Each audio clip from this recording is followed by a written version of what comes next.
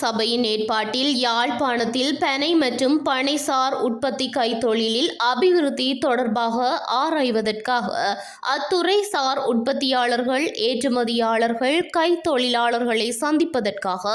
யாழ்ப்பாணத்திற்கு உத்தியோகபூர்வ விஜயம் மேற்கொண்டிருந்த கௌரவ பிரதி அமைச்சர் சுந்தரலிங்கம் பிரதீப் அவர்கள் யாழ்ப்பாணத்தின் வெவ்வேறு பிரதேசங்களில் அமைந்துள்ள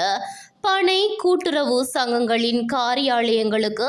கைத்தொழில் நிலையங்களுக்கு நேற்றைய தினம் 9ஆம் தேதி நேரில் சென்று உற்பத்தியாளர்கள் மற்றும் கைத்தொழிலில் ஈடுபட்டிருப்போரின் கருத்துக்களை கேட்டறிந்ததுடன் இத்துறையினை மென்மேலும் விருத்தி செய்ய மேற்கொள்ளக்கூடிய நடவடிக்கைகள் தொடர்பாக பனை அபிவிருத்தி சபையின் தலைவர் அவர்களுக்கு தேவையான ஆலோசனைகளையும் வழங்கி வைத்தார். இச்சந்தர்ப்பத்தின் போது வடக்கு மாவட்ட பாராளுமன்ற உறுப்பினர் வைத்தியர் பவானந்த ராஜா மற்றும் வடமாகாண கூட்டுறவு சங்க ஊழியர் ஆணைக்குழுவின் புதிய தலைவர் திரு பிரகாஷ் அவர்களும் கலந்து கொண்டிருந்தனர்.